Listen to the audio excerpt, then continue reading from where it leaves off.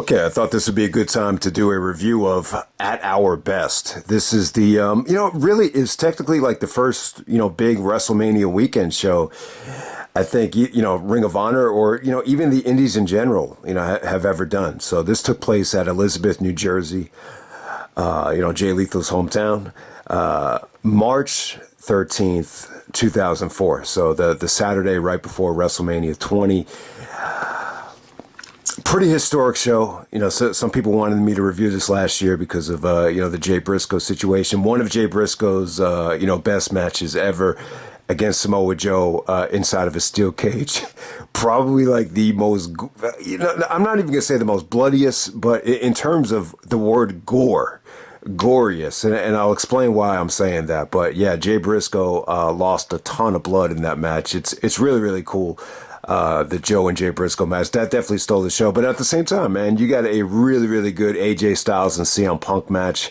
I definitely think you could argue that AJ and Punk, the two biggest stars of this indie explosion. This is the final match of, once again, another underrated trilogy right here. This is their final match. And, AJ Styles' last match in Ring of Honor until the whole scandal blew over. So very historical match right there. And at the same time, you get the return of the American Dream, Dusty Rhodes, 20 years ago. So Dusty makes a huge, return, it's somewhat of a War Games-like main event with the Scramble cage. It's funny. Dusty at the beginning of the show gets into a fight with, I think his name is Ox Baker. I think he was from the Florida promotion. So, him and Dusty kind of get into it, and Dusty, does his thing in the main event. So, it was pretty cool. So we open up the show with Samoa Joe actually, talking to all the, Ring of Honor students and just showing how to lock on submissions, explaining how to do a Texas Cloverleaf without actually fully rotating. It was pretty good stuff. What really stood out here, Joe came off great here. He looked like he could be a really, really good teacher in terms of, showing, the students how to lock on submissions. And, it came off great. But what really stood out here, and you're thinking about WrestleMania 20 as well, WrestleMania 20 ends with the submission hold, Benoit doing the crossface. So this is really like, with both companies, especially with the inception of the Pure title, like, maybe you could argue around this time, like this is when submission wrestling was really catching on, at least in the United States, because, they went through a phase. I remember when Jericho came to the WWE, like, they really weren't, they were very anti-submission at the time. So when Jericho was using the walls of Jericho, it was something really, really different at that time. So that's what I was kind of thinking about there. But yeah, man, let's get right down to it. In terms of, the overall feel of this show, I think it's pretty good. I mean, it's pretty much like a 2-match show, in my opinion. It's not like a, amazing Ring of Honor show. It's pretty damn good though. This actually did 1,800 at the Rexplex in Elizabeth. So at the time, it probably was like the biggest show in ROH history. But do I think it's better than WrestleMania 20? No. I mean, you could definitely argue that better than our best was better than WrestleMania 22, without a doubt. I think Better Than Our Best was an incredible show. But hey, I just don't think this is better than WrestleMania 20. I just don't think Ring of Honor was quite there yet. This is still distributed by RF Video, and maybe one of the last, major Ring of Honor shows distributed by RF Video. I don't know. I just feel like when they broke away from RF Video and when the scandal took place, I feel like that's when Ring of Honor really took off, like in terms of talent, in terms of, the quality of the shows. But hey, man, let's get right down to it. The first match of the night, you got the Amazing Red, Jack Evans, Jimmy Rave, Teddy Hart, Sonjay Dutt, and Jay Briscoe. This was a six-man mayhem match. Lots of good talent in here, so it's cool to see Teddy Hart out there. Teddy Hart. It wasn't just CM Punk. I saw that Jarrett released a whole video talking about the Punk and Teddy Hart beef. Would definitely like to check that out, but you just got some amazing high flyers in here. With Teddy Hart, Jack Evans, and Red in the same match, and you sprinkle in Sonjay Dutt. Mark Briscoe did, the burning hammer, the cutthroat driver, which looked pretty good. I think this is Amazing Red's return. So he actually gets a victory here with a standing shooting star press. But good action. It didn't really, it was kind of just thrown together, but it was a good showcase. Featuring a lot of guys that became, really really good high flyers and legends on the Indies and TNA. So good showcase right there. Next up, we got Slyk Wagner Brown, who's a really big, jacked up dude, comes down to the ring with DMX's What's My Name theme to take on the former Ring of Honor champion and Xavier. So this is just about getting Xavier back on track. And you almost forget that, Xavier was champion for like 6 months. You almost start thinking about like, why did he have such a long Ring of Honor title reign? They talked about how he went against the code of honor and was lucky to hold on to the championship for that long because of the prophecy thing. So, but overall, this was a no-nonsense performance from Xavier. I wouldn't say the match was great. And once again, we're using a lot of submission holds, on this whole show. So Xavier actually goes over with,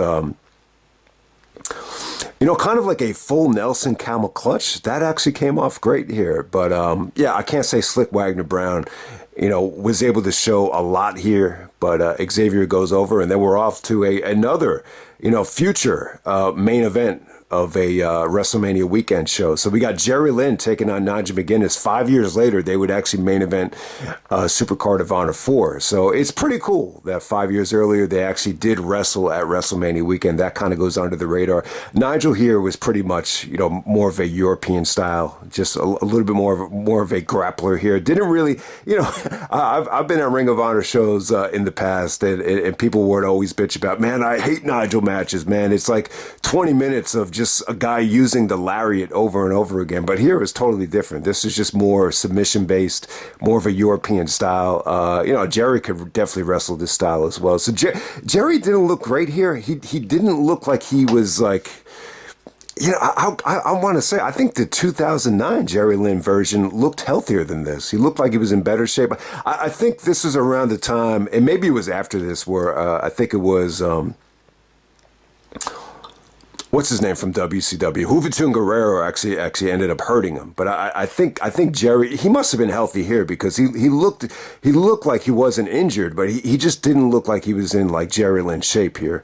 That's what I'm trying to say here. He does go over with the cradle pile driver, but it was a nice little showcase right here. Nowhere near as good as some of their other matches. And it's funny, man. Like Nigel and Jerry Lynn, like, you don't. It was a good feud, too. Like, Nigel took a lot of shots at Jerry Lynn for being old. Used to call him Geritol Lynn. It's almost like Nigel had his own language when it came to guys like Jerry Lynn and Bryan Danielson as well. But, yeah, it was a fun little match right here. Definitely one of the better matches of the night, but, nowhere near as, dramatic as the Supercard of Honor 4 match.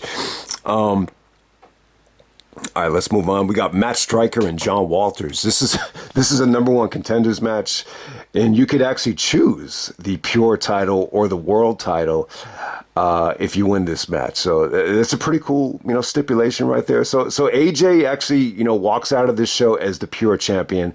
There's a scandal, so I think they had to strip AJ of the pure championship. So it's funny, they had just done a tournament to crown a new pure champion. Then because of the scandal, they had to strip AJ of the pure title.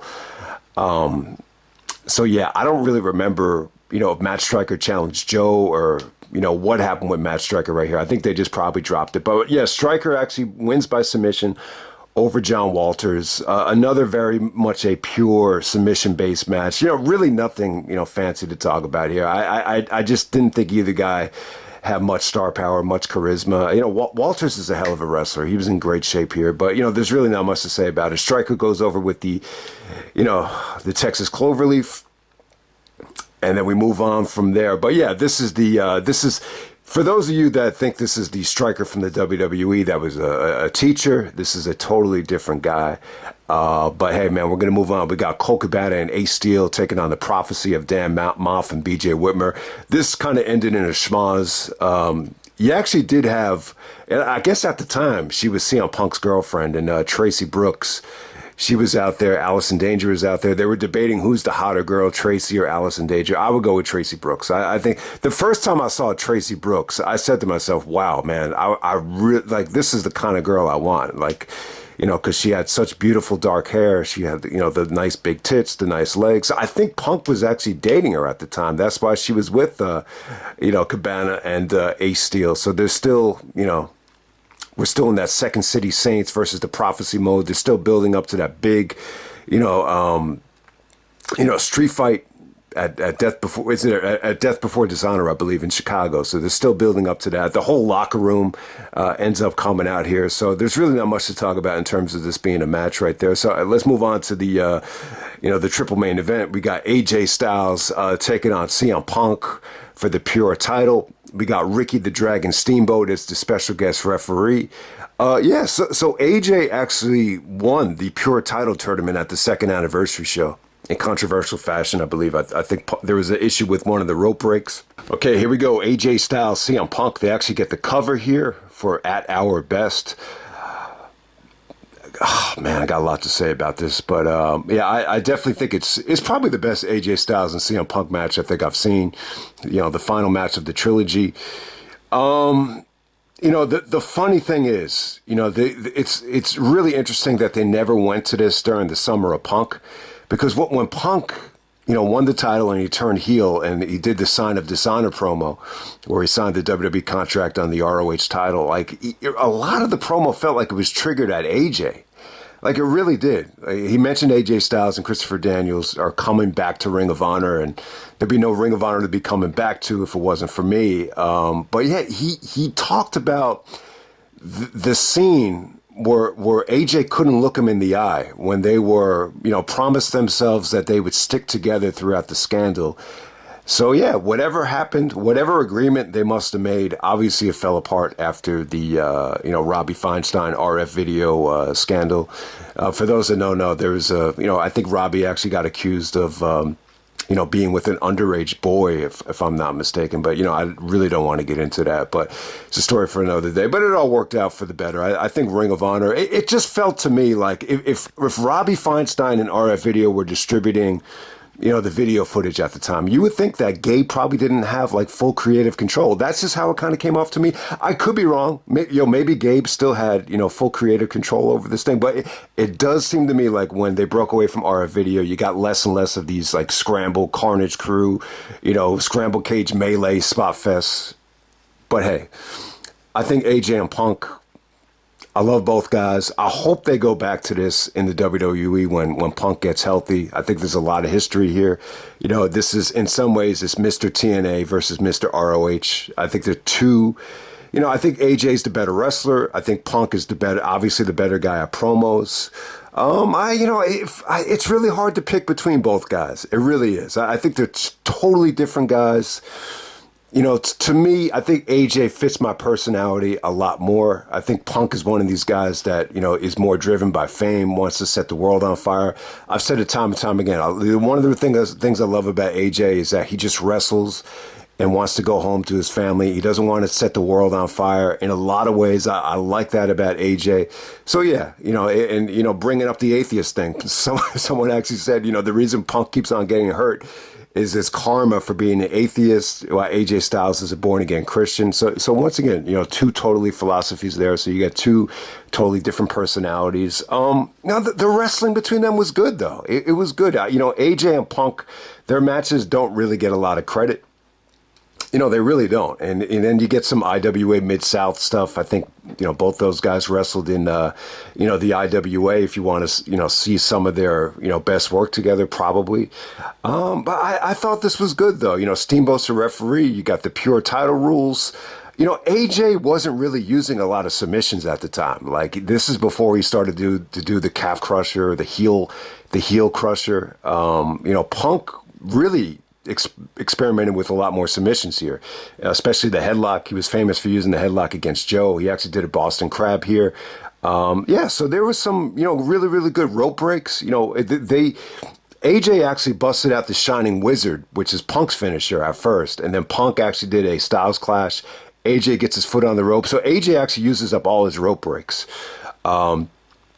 So yeah, then Punk actually tries to do the headlock on the ropes. I thought that was pretty cool. But hey, Punk actually didn't, give up any rope break. I think he only gave up one rope break here. So that was really, really interesting. But hey, man, the match was good, though. The bottom line is AJ at this time, he was a hell of a talent on the mat. He just a lot of velocity with his, discus lariats. AJ just busted out some really stiff lariats here. Yeah, AJ looked explosive, and Punk looked good, too.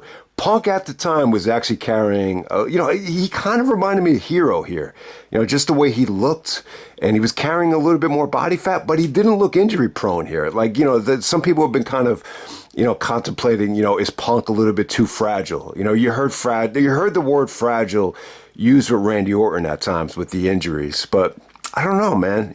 At this time, Punk just had, a certain layer of explosiveness and a little bit more body fat to kind of, injuries weren't a problem for Punk at this time.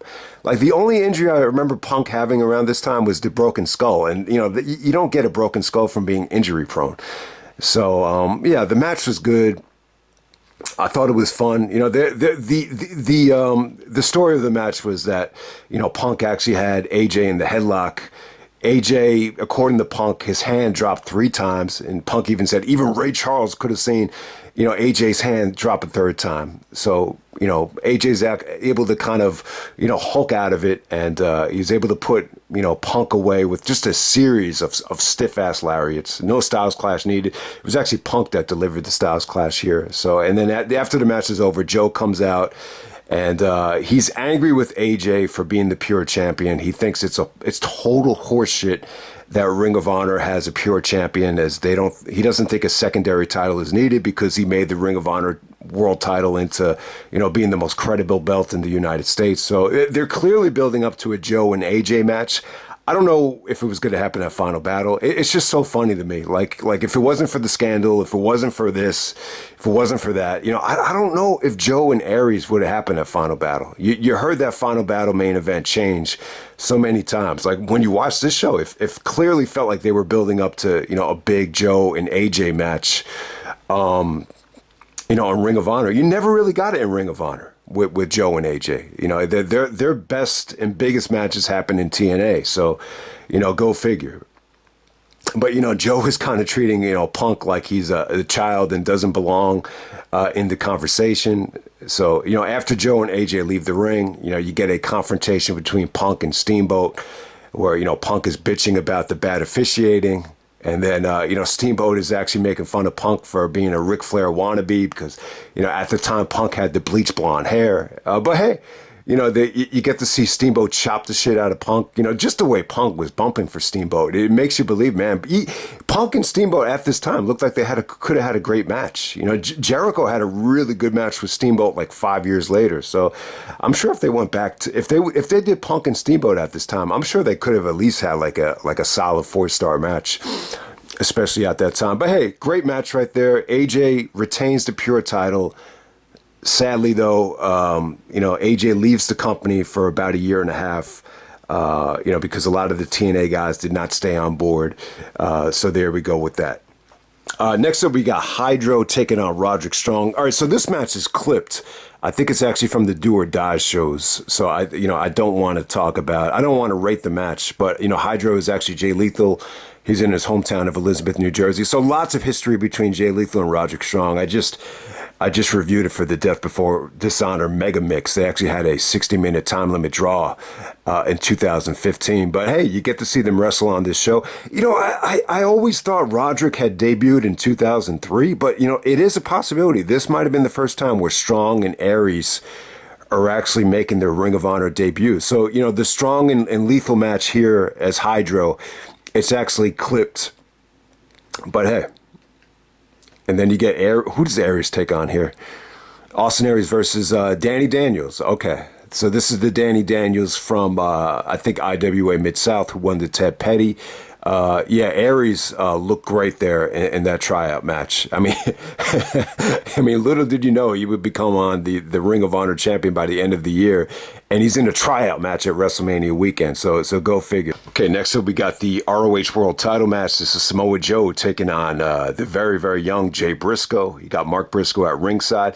So yeah, Joe was feuding with the Briscoes for a while. They had this singles match at Tradition Continues, where you also got the AJ and Punk match at Tradition Continues. So this, at our best, these are like a lot of blow off matches, dream matches to rematches. So definitely wanted to make that point about at our best. It's not like a show where they're presenting a lot of first time ever matches. So, but yeah, Joe wrestled against the Briscoes a lot, leading up to the show. I think he teamed with Bryan Danielson. I think he teamed with AJ. I think it was at the Last Stand where I think Jay actually got the pin on Joe in a tag match. And, Jim Cornette is not on the show, but apparently Cornette had a lot to do with the booking here. Trying to implement this to be a steel cage match where you could actually escape the cage, escape through the door, or you could actually win by pinfall to make this a little bit more realistic, for Jay Briscoe to win. So yeah, had a pretty good amount of buildup. They didn't show any of the buildup here. At this time in Ring of Honor, the production values, they're working with a very low budget, so maybe that's why they, it was a pain in the ass for them to actually show any of the buildup here. But obviously you would have liked to have seen it. So Joe comes down with his 2003 theme here, which is actually from the Judgment Night soundtrack. See, I always thought this was Public Enemy that did this theme, and I never really knew like who did this Joe theme. It sounded like Chuck D, but the Judgment Night soundtrack, and that's why thank God I did that list where kind of went back in time and did some research about the best soundtracks in hip hop history. But the Judgment Night soundtrack was kind of a combination of heavy metal and rap combining as one. So that's what this is Joe's theme before he used the the Jadakiss theme, the Champ is Here theme. And takes on Jay Briscoe in the steel cage. Man, it's pretty damn good. It's definitely probably it might be Joe's best title defense up to this point. The only other one I think could come close would be the maybe the Homicide match at Do or Die, maybe Daniels from Glory by Honor too. But yeah, this might be Joe's best match in ROH up to this point. It's funny, man. ROH had so many classics throughout the rest of this year that this almost became like underrated as time went on. But yeah, still arguably, one of Jay Briscoe's best singles matches. It was pretty nasty, man. It was gory. It was bloody. It felt like a beatdown at first. Jay Briscoe was bleeding like crazy. I got to shout out the Ole Ole kick into the steel cage, and Joe almost totally knocks the whole cage, kind of out of place. And you could see Jay actually had a little bit of an opening to try to escape the cage there. But it was a pretty nasty beatdown, man. There was a beautiful ace crusher. I think it was from Jay to Joe off the top rope. That was pretty sweet.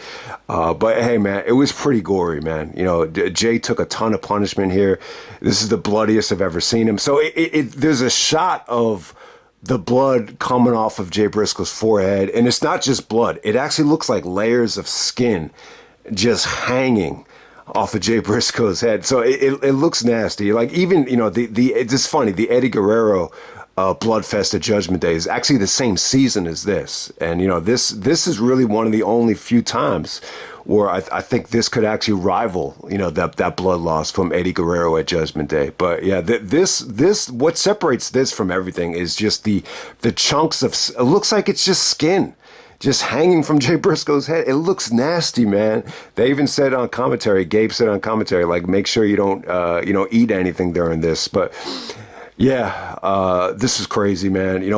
Mark's facial reactions to the blood at ringside, where it was pretty funny. He looked like he was just baffled by how much blood he lost, and the ending is pretty sick too. Joe had several chances to just escape the cage on his own, but he wanted to make an example out of Jay. He actually locked himself inside of the cage. So you get Joe actually doing the muscle buster off the top turnbuckle, not the top of the cage, but doing the muscle buster off the top rope. It was pretty cool. Like, the Gabe even said shades of do or die against Homicide. So that was the first time Joe did it. He's able to do it to Jay Briscoe again here. You get an awesome ending. The match definitely holds up. Jay had his chances here, man. He had some chances to escape the cage. Mark tried to help him several times. I think it was AJ. He actually came out and did the Styles Clash to Mark to keep him from interfering. So you have that going on there, but Jay definitely had his moments here. The Ace Crusher off the top rope, the Jay Driller with the Crimson Mask was pretty cool.